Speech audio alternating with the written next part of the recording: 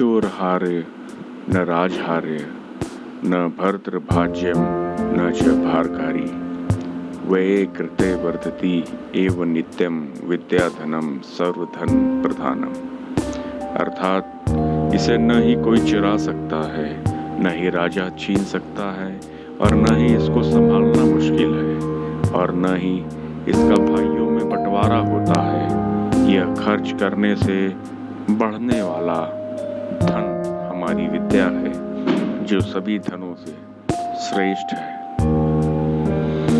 आइए एक नजर डालते हैं हिंदू धर्म शास्त्रों पर और जानते हैं कि कौन कौन से शास्त्र हिंदू धर्म में हैं। वेद यह एक प्राथमिक और आधिकारिक ग्रंथ है। वेद अपौरुषेय हैं, मानव द्वारा निर्मित नहीं। माना जाता है कि वे सीधे प्रकट हुए थे और इस प्रकार श्रुति कहा जाता है। 4 छंदात्मक हैं।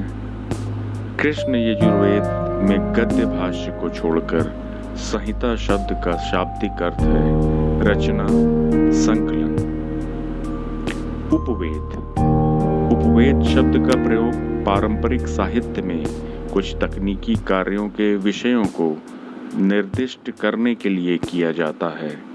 इस वर्ग में कौन से विषय शामिल हैं, इसकी सूची स्रोतों में भिन्न है। चरणव्यूह में 4 उपवेदों का उल्लेख है: आयुर्वेद, धनुर्वेद, गंधर्व वेद और स्थापत्य वेद। वेदांग पारंपरिक रूप से वेदों के अध्ययन और समझ से जुड़े 6 सहायक विषय हैं: शिक्षा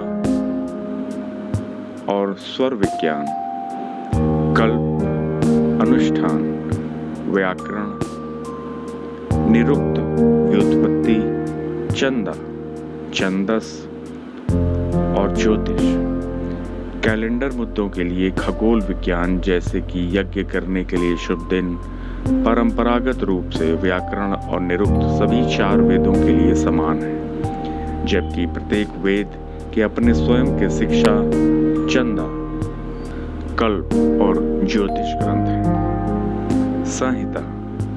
संहिता प्रत्येक वेदों के मूल छंद पाठ का उल्लेख कर सकती है। विशेष रूप से संधि के साथ ये ग्रंथ लागू होते हैं।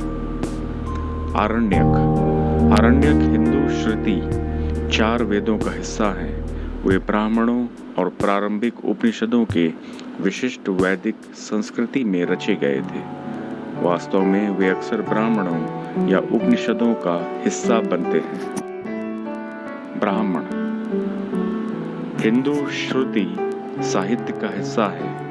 वे 4 वेदों पर भाष्य हैं, जो अनुष्ठानों के उचित प्रदर्शन का विवरण देते हैं। फिर आता है उपनिषद, यानी कि वेदांत दर्शन। उपनिषद ज्यादातर ब्राह्मणों का अंतिम हिस्सा है और बाद वाले से पूर्व में संक्रमण को आरण्यक के रूप में पहचाना जाता है। सभी उपनिषदों को मौखिक परंपरा में पारित किया गया है।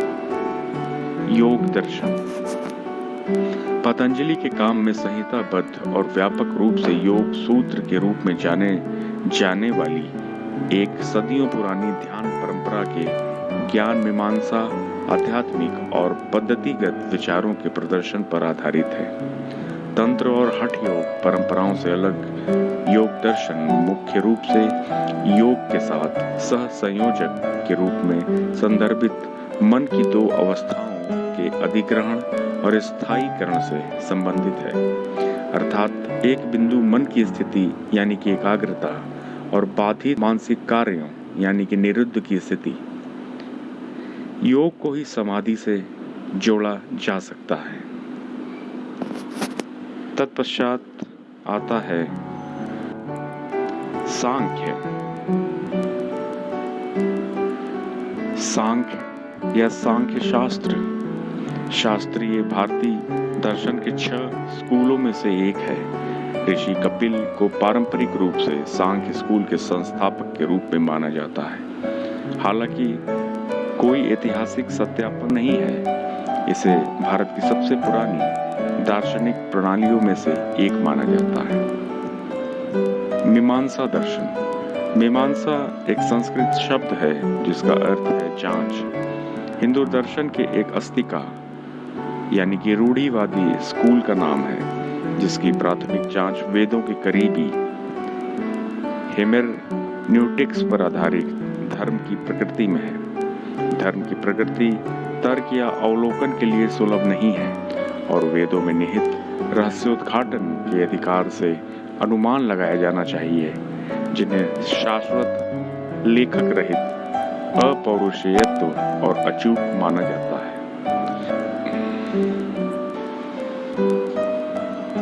वैशेषिका या वैशेषिक भारत के दर्शन के 6 हिंदू विद्यालयों में से एक है। ऐतिहासिक रूप से यह हिंदू स्कूल ऑफ लॉजिक, न्याय के साथ निकटता से जुड़ा हुआ है। न्याय दर्शन। न्याय, जिसका उपयोग सिलोजिज्म, अनुमान के अर्थ में किया जाता है, हिंदू दर्शन के 6 रूढ़िवादी या आस्तिक स्कूलों में से एक को दिया गया नाम है। विशेष दार्शनिक अटकलों का न्याय स्कूल न्याय सूत्र के रूप में जाने वाले ग्रंथों पर आधारित है, जो अक्षरा गौतम द्वारा लिखे गए थे। पुराण महत्वपूर्ण हिंदू, जैन या बौद्ध धार्मिक ग्रंथों की एक शैली है। विशेष रूप से ब्रह्मांड के इतिहास के निर्माण से लेकर विनाश तक, राजाओं, नायकों, ऋषियों की वंशावली और देवताओं और हिंदू ब्रह्मांड विज्ञान, दर्शन और भूगोल के विवरण को कहते हैं। आगम शास्त्र। आगम का अर्थ है हिंदू संदर्भ में एक पारंपरिक सिद्धांत या प्रणाली जो विश्वास का आदेश देती है। आगमों में पूजा, मंदिर निर्माण आदि के लिए विस्तृत नियम निर्धारित किए गए हैं। स्मृति का शाब्दिक अर्थ है जो याद किया जाता है। हिंदू धार्मिक ग्रंथ के एक विशिष्ट निकाय को संदर्भित करता है और हिंदू प्रथागत कानून का एक संहिताबद्ध घटक है। स्मृति गैर श्रुति ग्रंथों को भी दर्शाती है और आमतौर पर श्रुति के अधिकार में माध्यमिक रूप में देखी जाती है। तंत्र शास्त्र। तंत्र शब्द किसी भी शास्त्र पर लागू होता है जिसे आमतौर पर शक्ति की पूजा के साथ पहचाना जाता है। तंत्र मुख्य रूप से आध्यात्मिक प्रथाओं और पूजा के अनुष्ठान रूपों से संबंधित है, जिसका उद्देश्य अज्ञान और पुनर्जन्म से मुक्ति है। ब्रह्मांड को शक्ति और शिव का दिव्य खेल माना जाता है। सूत्र।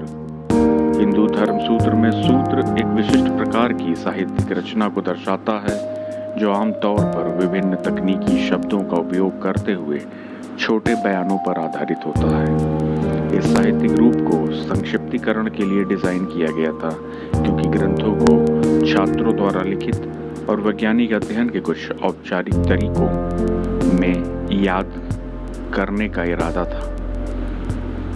इतिहास। प्राचीन संस्कृत महाकाव्य रामायण और महाभारत, जिसे इतिहास या महाकाव्य भी कहा जाता है, महाकाव्य कविताओं का उल्लेख करते हैं जो हिंदू धर्म ग्रंथों का एक कैनन बनाते हैं। वास्तव में महाकाव्य रूप में प्रचलित था और कविता बहुत हाल तक हिंदू साहित्यिक कार्यों का पसंदीदा रूप था और बना रहा। वीर पूजा भारतीय संस्कृति का एक केंद्रीय पहलू था और है, और इस तरह आसानी से एक साहित्यिक परंपरा के लिए खुद को समर्पित कर दिया जो महाकाव्य, कविता और साहित्य में प्रचुर मात्रा में थी। गीता, जिसे भगवान का गीत भी कहा जाता है, एक पवित्र हिंदू ग्रंथ है। हालांकि इसके दार्शनिक और अंतर्दृष्टि का उद्देश्य धर्म के दायरे से परे और समग्र रूप से मानवता तक पहुंचना है। इसे कभी भी मानव जाति के लिए मैनुअल के रूप में भी जाना जाता है और इसकी अत्यधिक प्रशंसा की जाती है। धन्यवाद। Now let us take a glimpse of the Hindu scriptures or Shastras. Veda, primary and authoritative scripture.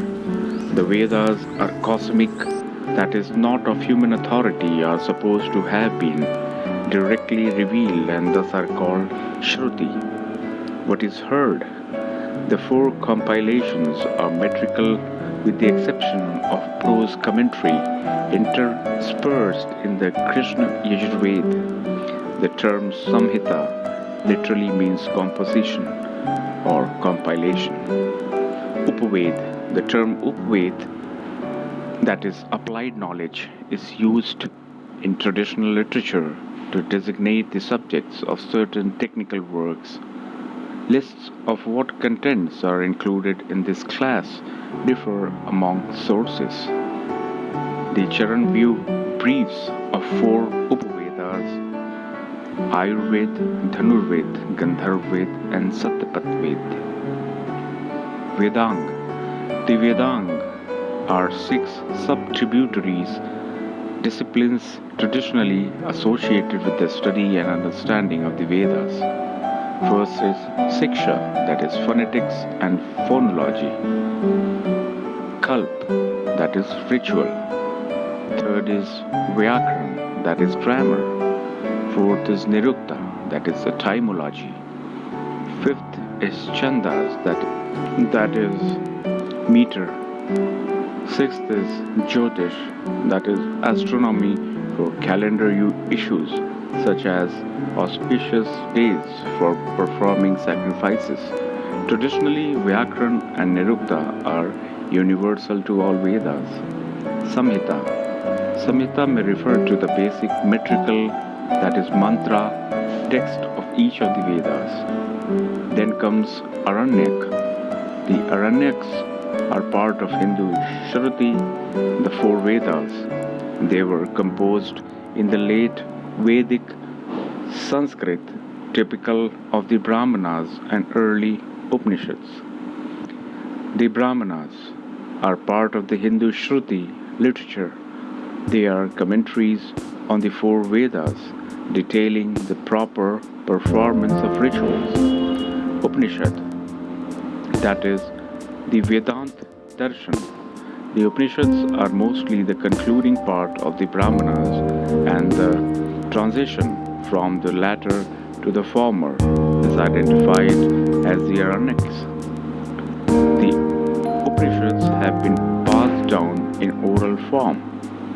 Yog Darshan. Yog Darshan, that is the philosophy of yoga, are the ideas of an age-long meditative tradition codified in the work of Patanjali and widely known as Yoga Sutras. As distinct from the Tantra and Hatha Yoga traditions, yoga, namely the state of one-pointed mind, that is ekagrata, and the state of inhibited mental functions, that is niruddha. The yoga itself is being at par with samadhi. Sankhya Darshan, or Sankhya philosophy, is one of the six schools of classical Indian philosophy. Kapil Muni is originally considered as the founder of the Sankhya school.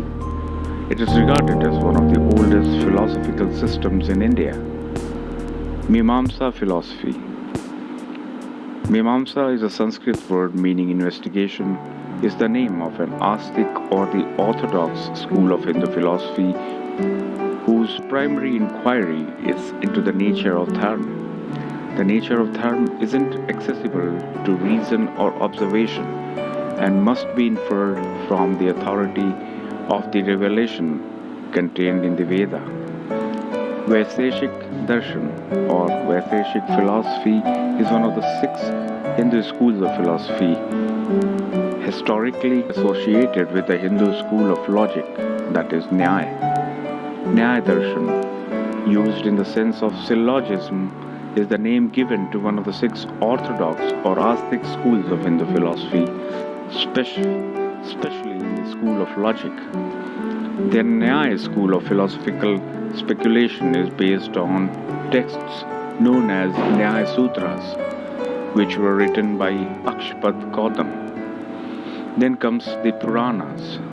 The Puran are a series of important Hindu, Jain, or Buddhist religious texts, notably consisting of narratives of the history of the universe from creation to destruction, genealogies of kings, heroes, sages, stories and philosophies of Hindu cosmology, philosophy, and geography.